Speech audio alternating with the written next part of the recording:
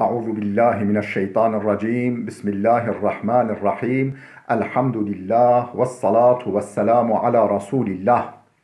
Değerli arkadaşlar, Doktor Ziya Tacuddin'in Handan adlı eserinden Farsça dersimizin 8.sini yapmak üzere birlikteyiz. Kitabımızın kısa adı Handan, tam adı ise آموزش زبان فارسی به غیر فارسی زبانها سطح مقدماتی. Fars dilli olmayanlara Farsçayı öğretme kitabı başlangıç seviyesi, giriş seviyesi. Bugün 8. dersimizi yapacağız inşallah. Derse heştum.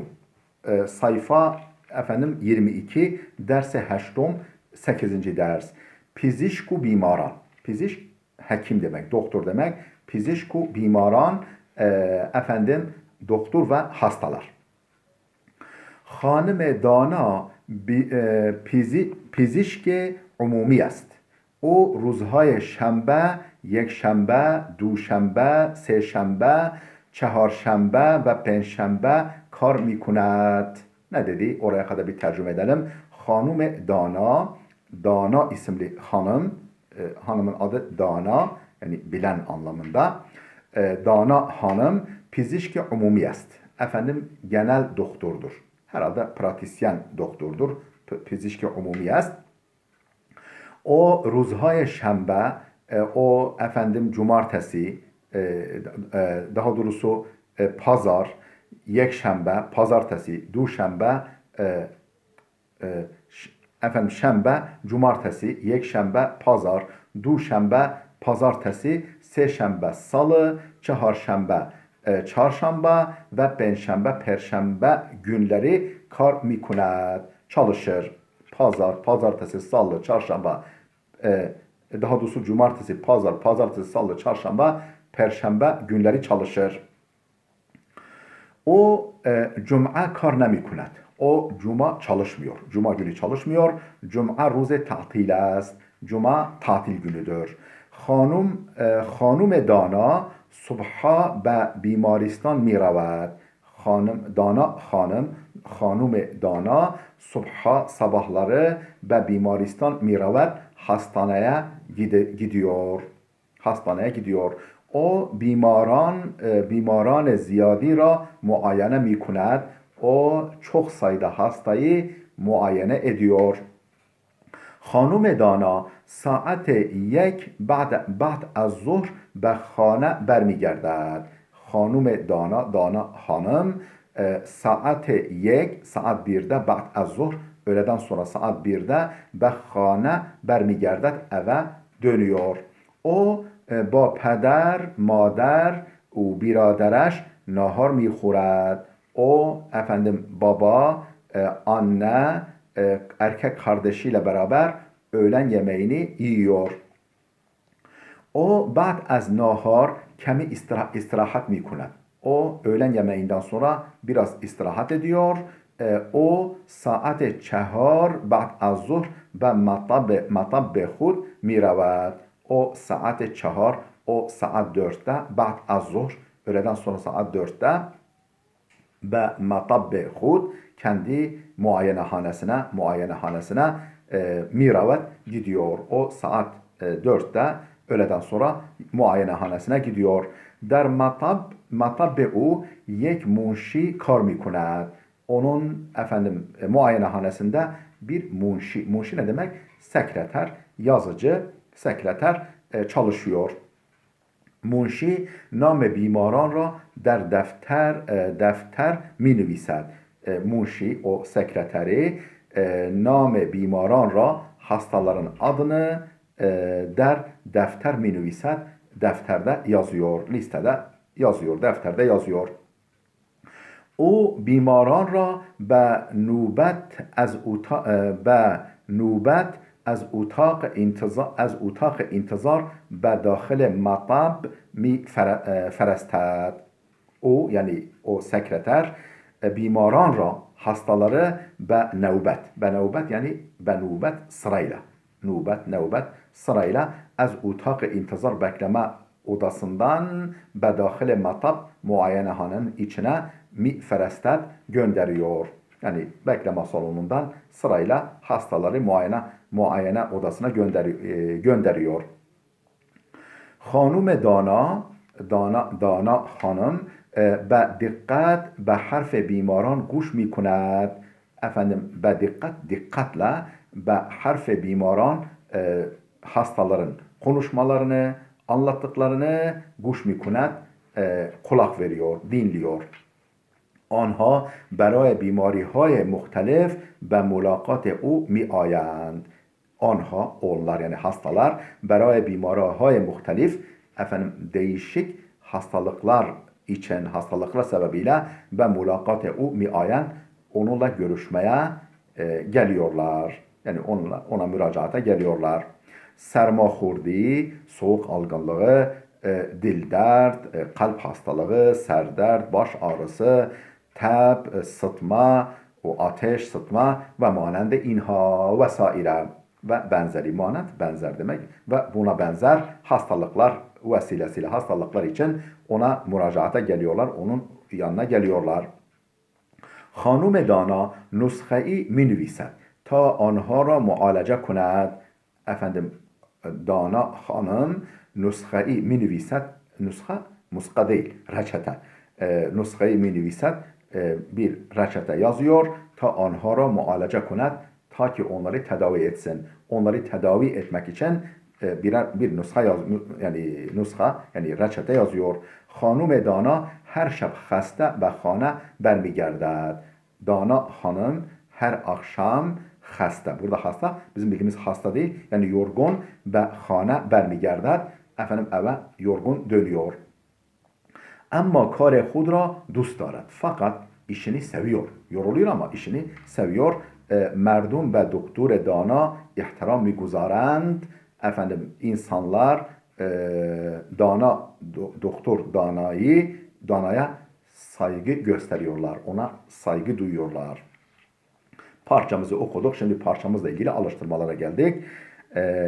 Efendim derke matlap. Yani anlamını anlamak. Konunun amacını anlamak. Bakalım anladık mı anlamadık mı? Bize sorular soracak. Der murabba'i dürüst. Efendim doğru karenin içine alamet-i zarb der. Bu guzarid. Efendim çarpı işaretini yerleştirin. Koyun.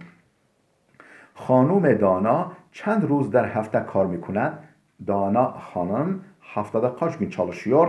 Yek روز kar nemikunet, özür dilerim. Kar nemikunet çalışmıyor. Kar mikunet çalışıyor. Kar nemikunet çalışmıyor. Olumsuz. Yek روز du روز. Bir gün çalışmıyor mu? 2 gün mü? Bir gün mü? 2 gün mü? Efendim bir gün çalışmıyor. Yani bir cuma günü çalışmıyor. Diğer bütün günler çalışıyor. Yek روز. İkincisi, bimaran çı vakt ba hanum dana mulakat mikunend. Hastalar ne vakit Dana hanımla görüşüyorlar? Subhu asr. Sabah, efendim sabah ve ikindi. Yani sabah ve öğleden sonra, öğleden önce, öğleden sonra, sabah ve öğleden sonra, efendim sabah ve öğleden sonra. Yani çünkü 4'ten sonra bir daha muayeneye başlıyor. İkincisi doğru. Üçüncü madde, hanum Dana qabl az raften be matab çi mikunet? Efendim Dana hanım muayenehanesine gitmeden önce ne yapıyor? İstirahat mikunet, ba munşiye hud nahar mikuret, istirahat ediyor. Birinci yani seçenek. İkincisi efendim sekreteriyle öğlen yemeği yiyor. Bu doğru değil. Birincisi istirahat ediyor. Yani muayenehane gitmeden önce biraz dinleniyor. Hastaneden dönüyor, sonra muayenehanesine gidiyor. Kudam şekli durust ve kudam yek nadurust est. Bu aşağıdaki resimde 3 tane resim var. Hangisi doğru, hangisi yanlış? Yani doğru derken yani parçamızla ilişkili, hangisi yanlış yani parçamızla ilişkili değil. Efendim doğru olana dal harfi, doğru yani dürüst olana dal harfini altına yazıyoruz. Nadurust yani doğru olmayana da na harfini yerleştiriyoruz. Efendim geldik, onu kendiniz görürsünüz, incelersiniz, efendim işarete koyarsınız. Yeter ki soruyu anlayalım. Dustur yani kural, kaide, yani gramer kaidesi. Be cay kelime pürrenk از کلمه های داخل مستطیل استفاده کنید. نه dedi به جای کلمه پررنگ yani çok renkli. Çok renkli yani koyu renk. Koyu renkli kelimelerin yerine به جای کلمه پررنگ از کلمه های داخل مستطیل efendim dikdört, mustatil dikdörtgendeki kelimelerden istifade kunit. Kelimelerden yararlanın. Yani dikdörtgen içindeki kelimelerden alıp efendim koyu renkli kelimelerini yerine yerleştirin. Bu sorunun mantığı şu değerli dostlar. Efendim hepsi isim. Bu normal cümlelerde isim var. Onların yerine zamir, uygun zamiri kullanacağız. Mesela Ali işte o. Bilmem işte diyelim ki Hasan Hüseyin onun yerine onlar vesaire. Yani isimleri kaldırıp yerine onlara uygun zamiri yerleştireceğiz. Şimdi okuyoruz cümlelerimizi. Perastar libas-ı sefidi puşid. Efendim perastar ne demek? Hemşire. Hemşire, hasta bakıcı hemşire. Libas-ı sefidi puşid. Efendim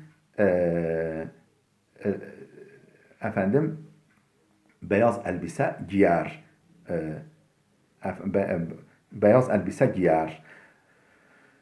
İki, ne diyeceğiz? Onun yerine u libas-ı sefidi puşid giyer. İki, maderem bayet daruha ra be muqa buhurat. Efendim maderem annem bayet daruha, daru ilaç demek. İlaçları be muqa buhurat yani vaktinde yemeli. Annem ilaçları vaktinde yemeli. Hangisine diyeceğiz? Efendim maderem yani yine bir dakika perastar yerine tabi burada maderem an diyeceğiz. O. Maderem o diyeceğiz. Niye? Bu da arkadaşlar. Bu da Yani perastarla maderem aynı. O. İkisinin de yerine yani perastar yani hemşire ve annem ikisinin yerine kelimesi zamirini kullanacağız. Üçüncü cümlemiz men u Mihran be bimaristan raftim. Efendim ben ve Mihran hastaneye gittik. Ben ve Mihran hastaneye gittik. Ne diyeceğiz? Biz. Dördüncü cümle merdum be pizişkha ihtiram miguzarend. İnsanlar insanlar doktorlara saygı gösterirler. Ne diyeceğiz? Onlar. Beşincisi indu bimar bu iki hasta der bimaristan bisteri şudan. Bisteri yani yatırıldılar. Bister yatak demek. Bisteri yatak hasta yani yatalak hasta. Yatan hasta. İndu bimar bu iki hasta der bimaristan hastanede bisteri şudan yattılar yani. Ne diyeceğiz? İndu bimar inha bunlar. Burada inha yok ama bence olmalı. Yani anha yerine inha olması lazım. Yani listede yanlış kelime vermiş. Çünkü bu iki diyoruz bunlar diyeceğiz. Yedinci cümlemiz daha doğrusu altıncısı men darura az daruhane xridem. Ben ilacı eczaneden satın aldım. Men darura az daruhane xridem. Ne diyeceğiz? Men yerine daha doğrusu men değil de ilaç yerine men anra. Ben onu yani ilacı.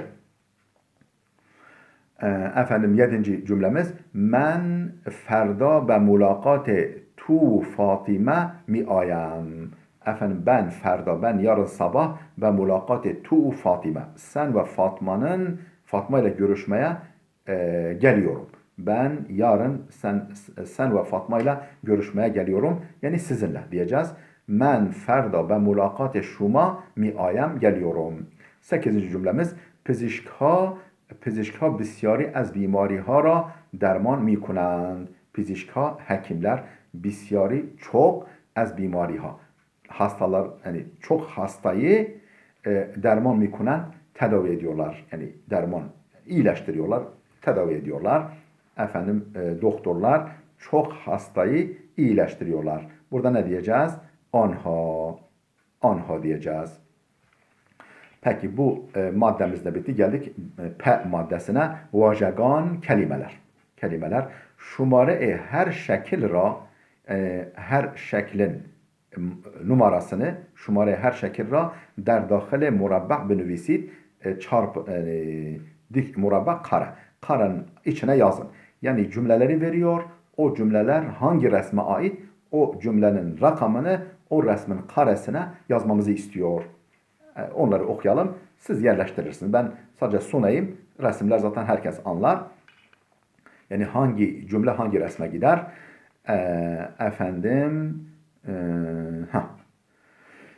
Ranende der tasadüf zahmi şut. Ranende yani sürücü. Ranende sürücü, şoför. Der tasadüf kaza demek. Yani kaza oldu diyoruz ya. O da kaza beklenmedik. Yani tasadüf kaza demek. Ranende sürücü der tasadüf zahmi şut, yaralandı. Yaralı oldu, yaralandı. Orada bir kaza olayı var. Onu bulacağız, oraya yazacağız numarasını. İkincisi, bimarra ba ambulans ve bimaristan burdand. Hastayı ba ambulansla ve bimaristan hastaneye buradan götürdüler. Onu bulursunuz. Üçüncü cümlemiz, bimar der bimaristan bisteri şod. Hasta hastanede yatırıldı. Dördüncü cümlemiz, pizişk yani hekim bimarra murahhas kert. Yani taburcu etti. Murahhas kert izin verdi, taburcu etti. Hekim hastayı taburcu etti. Beşinci cümlemiz, bimar nuskhe pizişk ra be darukhane برد. Bimar hasta nuskhe pizişk ra yani hekimin reçetesini be darukhane eczaneye götürdü. Hasta hekimin reçetesini nereye? Eczaneye götürdü. Perestار از بیمار مراقبت کرد. Perestار yani hemşire az bimar murakabat kert. Hastaya göz kulak oldu. Hastaya murakabe etti yani göz kulak oldu. Yedinci cümlemiz, bimar çend ruz der khane istirahat kert. Bimar hasta çend ruz birkaç gün der khane evde istirahat etti. Amel cerrahi çend saat طول کشید. Amel cerrahi yani cerrahi operasyon. Çend saat طول کشید. Kaç saat sürdü? Kaç saat yani saatlerce sürdü anlamında. Değerli dostlar, dersimiz burada bitti. Gelecek dersimize kadar Allah'a emanet olun.